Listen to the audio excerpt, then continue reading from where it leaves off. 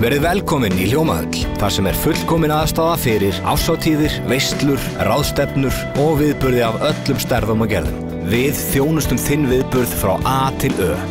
Nánari upplýsingar á hljómahöll.is.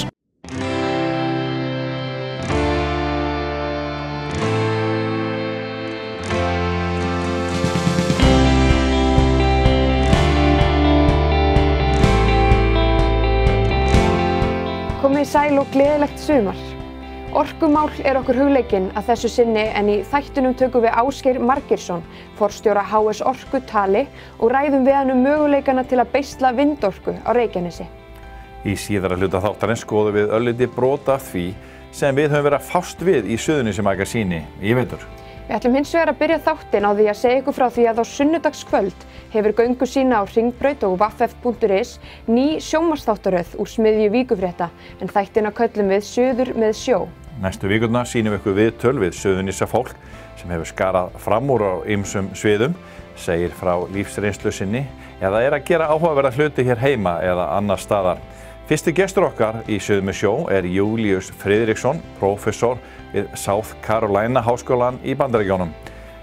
Bati eftir heilablóðfall risastór rannsókn sem Júlíus vinnur og sagt verður frá í nýja þættinum. Ég búinn að vera dálítinn tíma í þessu. Við erum fyrst og fremst að rannsaka bata eftir heilablóðfall. Heilablóðfall mjög algengt bara allan heim. 25% allra sem lifa, sem að ná fullum aldri fá heilablóðfall. Þannig að einn af hverjum 4 og heilablóðfall aðal ástæða fyrir fötlun hjá fullorðnu fólki og við erum að sjá hvað við getum gert til þess að bæta bata þeirra sem fá heilablóðfall.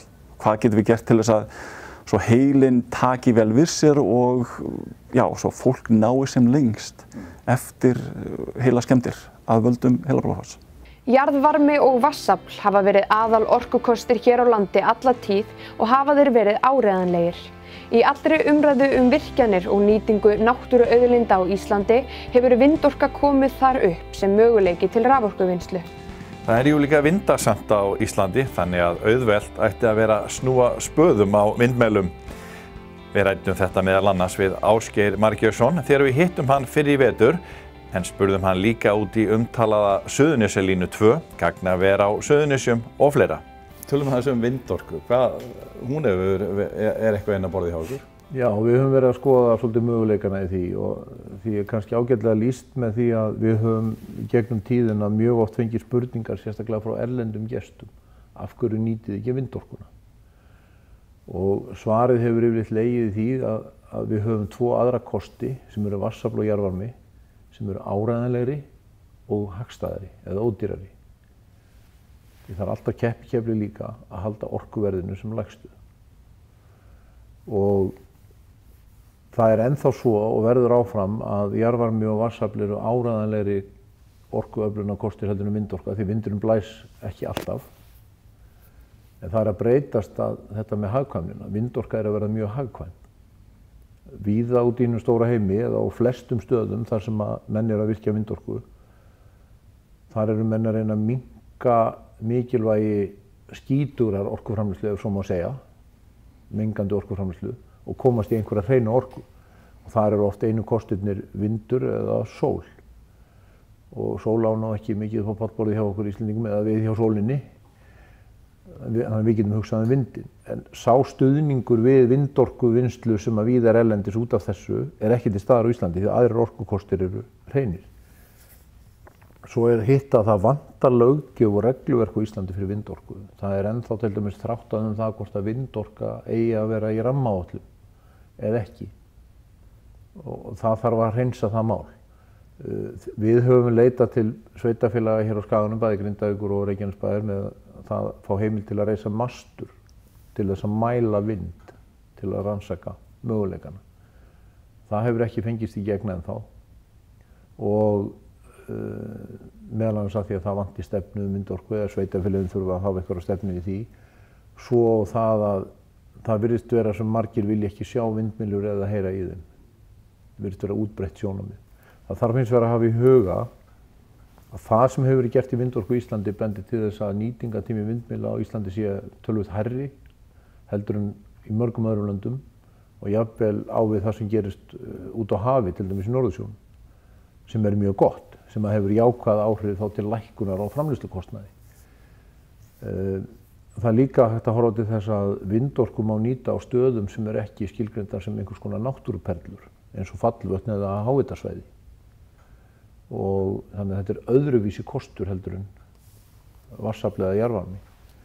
Ég hef þó trú að það muni verða virkjaður svolítill vindur á Íslandi í náinni framtíð og ég vil helst sjá það aðeins dreift landið, þannig að það verði ekki allar í logni á sama tíma vindmyllurnar, ef svo má segja.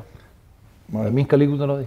Man sér nú einhvern veginn möguleika á Reykjanesi þar sem að vindurinn sjaldan, hann yfirleitt á nokkru ferð og ertu með eitthvað svona einfalt dæmi sem þú getur sagt okkur hvað margar vindmyllur myndu skapa mikla orku og svona, það eitthvað til í bókunum hjá okkur? Já, það til og vindmyllur eru sko stækkandi, þessar stærstu vindmyllur eru stækkandi.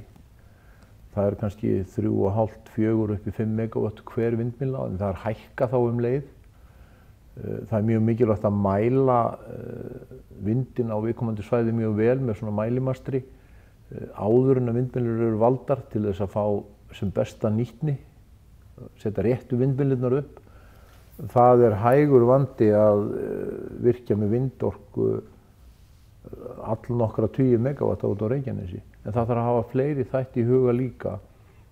Það er að segja svæði þar sem auðvelt að koma staðinn til að sinna þeim, svæði sem eru nálægt flutningskerfi raforku, svæði þar sem eru vegir fyrir og þess aftar. Þetta allt í staðar á Reykjanesi til dæmis. Það til aðrir staðir á Reykjanesskaganum sem getur verið áhugaverðir út frá vindinum, en það kannski ekki af því þá þurfti að leggja vegi langan veg hraun og háspennulínur eða jarðstrengi sem auka þá kostnaðinn og umhverfisáhrifin. Af því það ekkert til staðar á þessum svæðum, þau eru óbyggð eða ósnert. Það þarf líka að hafa þetta í huga. Svo má þetta ekki vera of nálægt flugvelli, ekki of nálægt byggð og þess aftar. Þannig að það mörg að hyggja og ég hef trú á að þetta muni koma.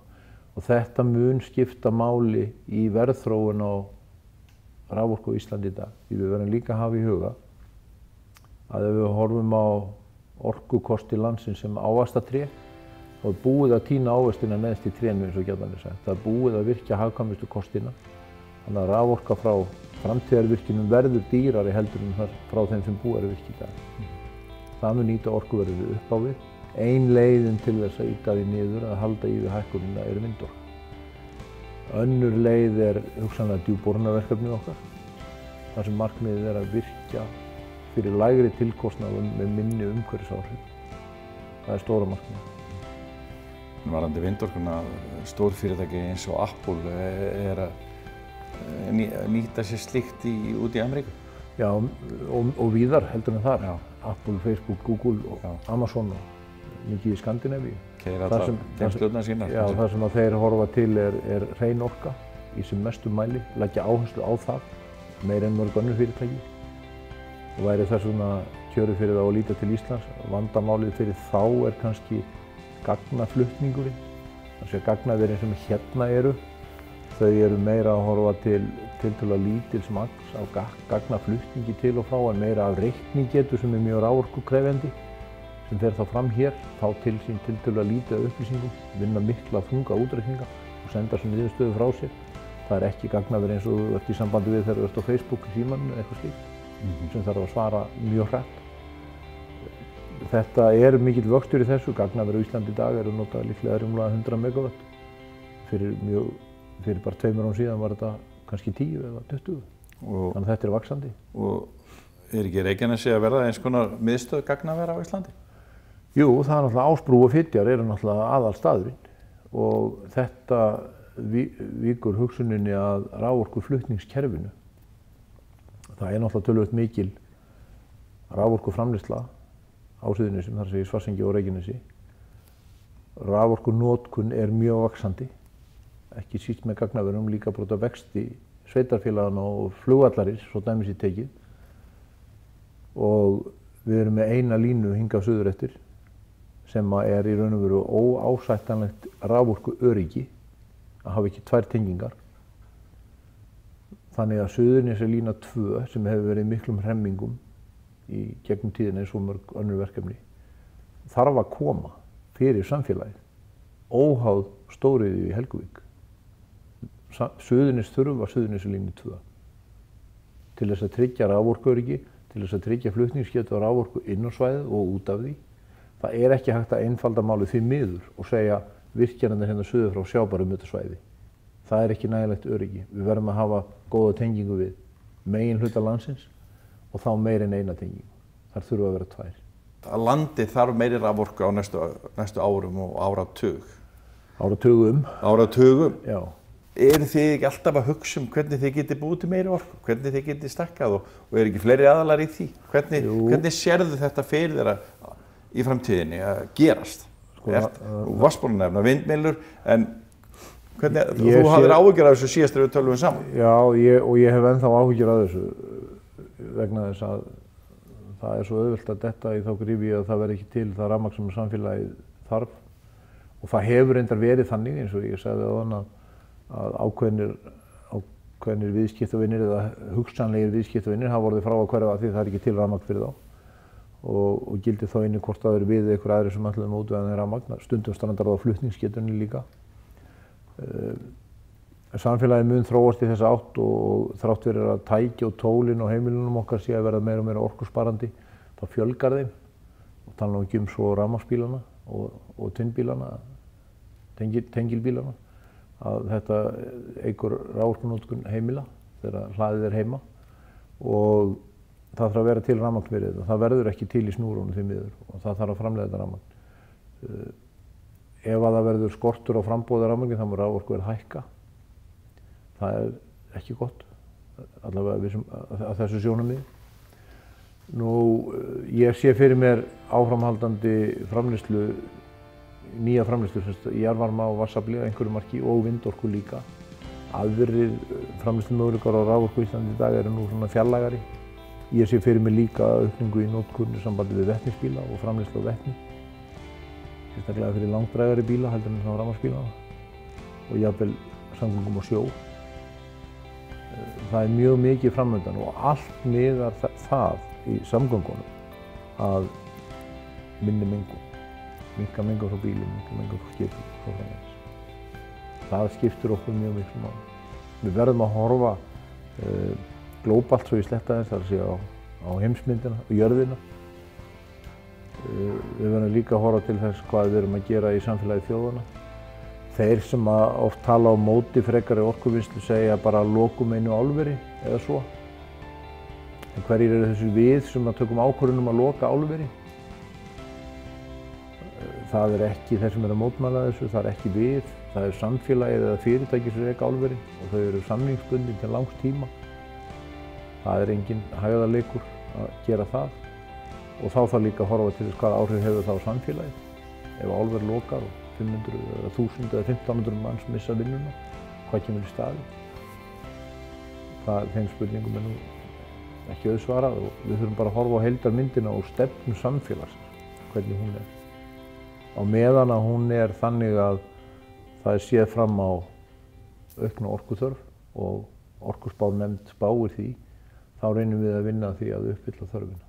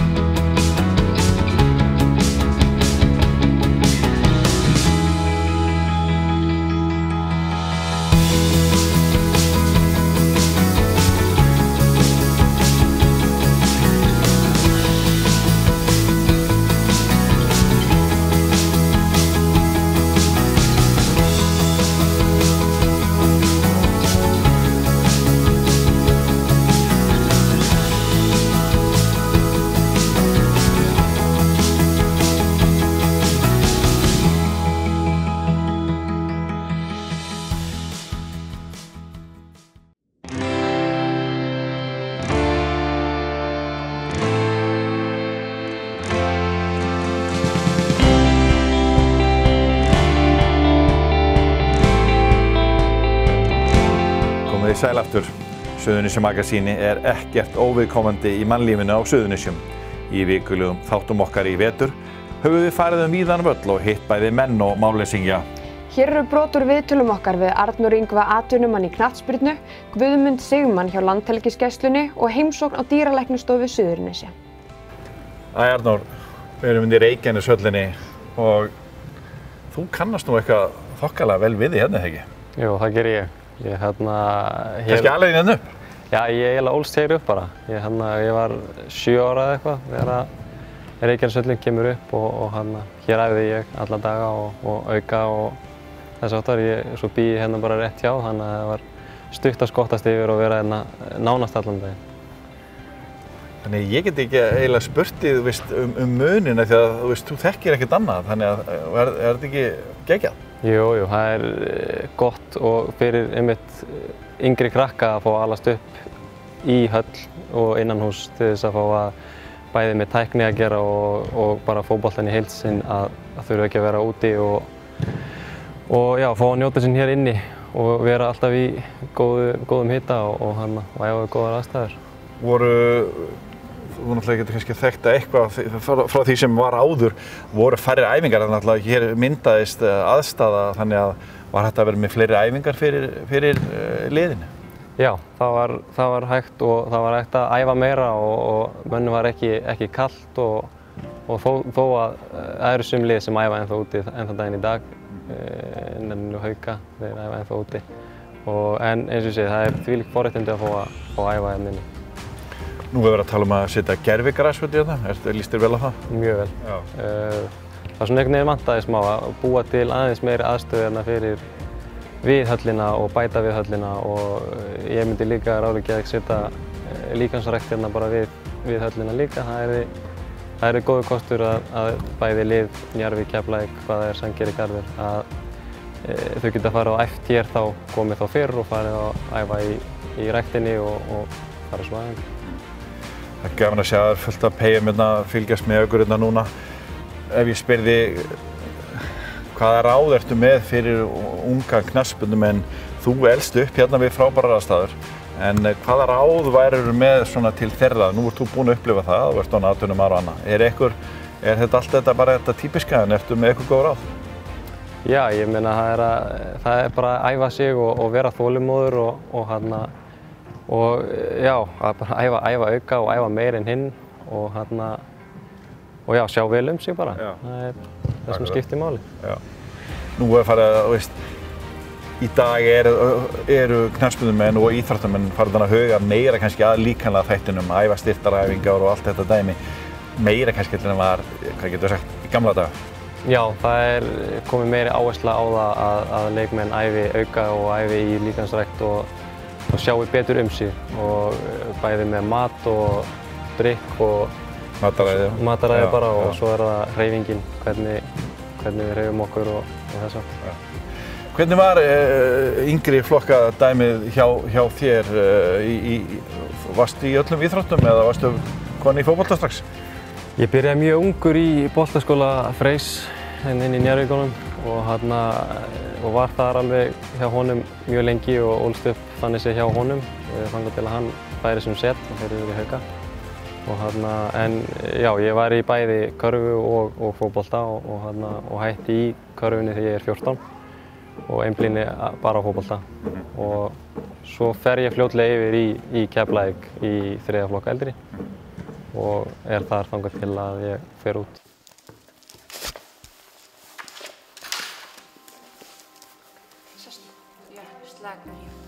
Gæludýra eigendur á Suðurnesjum búa vel að hafa aðgang að velbúinni dýralæknastofu í Reykjanesbæ þar sem tekið á móti dýrum alla virka daga.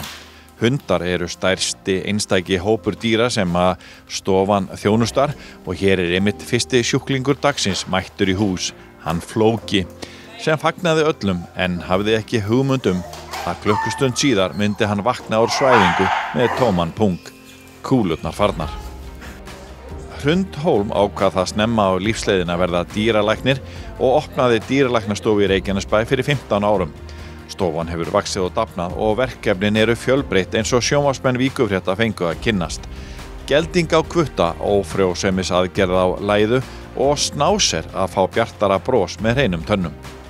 Hérna veitum við alla almenna dýralæknaþjónustu og við náttúrulega erum hálfpartinn eins og heilsugæsla fyrir dýr og við sem sagt erum mikið í svona fyrirbyggjandi meðferðum, heilsufarsskoðunum, bólusetningum, svona árlegu og ormahreinsunum og svo erum við í aðgerðum, geldingum, ófrjósemisaðgerðum, tannhreinsunum og það eru alls konar æxli og það eru veikindi og slys og það er eiginlega bara alveg ómögulegt að fara að telja allt upp. Við erum með ágætis tækjabúnað hérna. Við erum með röntgen og sónar, við erum með laser til meðhöndlunar, við erum með blóðgreiningatæki og þannig við erum vel í stakk búin til að sinna svona þessum helstu tilfellum. Þá er það bara að hefjast handar. Það er gott að reyna, við tökum punginn hérna aðeins eða eistun fyrir framann, ítum þau í rauninni svona eins framarlega við komumst með þau. Svo það bara að skera í gegnum nokkrar himnur og svo bara kreistist það út. Það er svona liðband sem að festir það, sem að fara að rífa frá. Svona. Og við reist að komið og þá er bara að binda fyrir.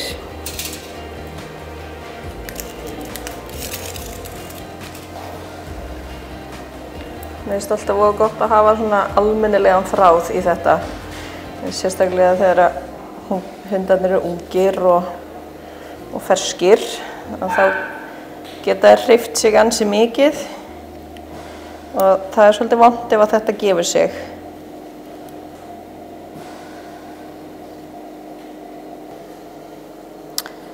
Þá er það að fjarlægja þetta.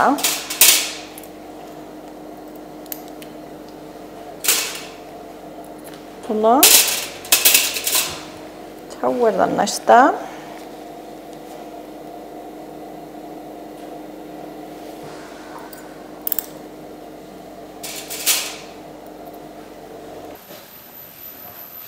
Jæja, kútur. Oppa sí.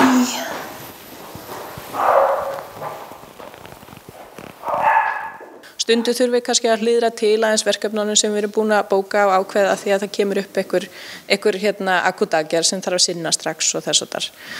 Já, Guðmundur Ragnar var í mikilvægu hlutverki við björgun 15 manna úr ströndu flutningaskipi í byrjun nóvember í fyrra. Það var hlutverk Guðmundar að síga niður í skipið, stjórna aðgerðum þar og koma öllum 15 skipbrotsmönnum heilum upp í þyrluna. Guðmundur Ragnar slasaðist við björgunar aðgerðina en lét ekki stoppa sig og lauk krefjandi verkefni í samstarfi við félaga sína í áhöfn þyrlunar. Hérna, já, við erum frá æfingu á TF Líf á Stakksfirði með varðskipinu Tí og við ætlum að byrja því að taka 4 sem er standarda að því við erum með 2 pör, 2 lækna, 2 stýrimenn. Þegar við hittum mann ársins liðna helgi þá var hann að fara í sitt fyrsta flug með þyrlu Landhelgisgæslunnar frá því hann tók þátt í björgunar aðgerðinni í Helguvík. Núna var stefnan sett á Stakksfjörðinn þar sem æfðar yrðu hífingar úr varðskipi. Það kom að þessu, við erum að fara að bjarga fólki hérna út í Stakksfjörði með okkar manni ársins á Suðurnes.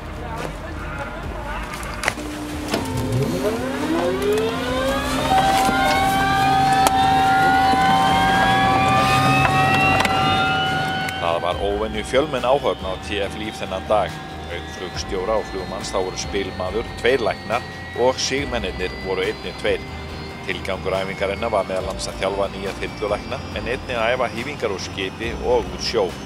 Áhafnir á þyrlum Landhelgisgæslunnar æfa sömu hlutina aftur og eru þrautþjálfaðar við fjölbreyttar aðstæður.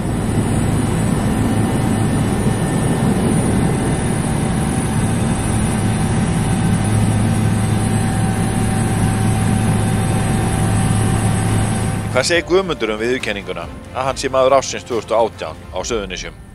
Ég spyr eins og við spyrjum fegurðardrottningarnar, hvernig tilfinningi vera maður ársins?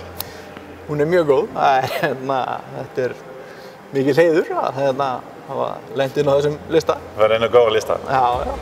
Ég er mjög ánægður með þetta.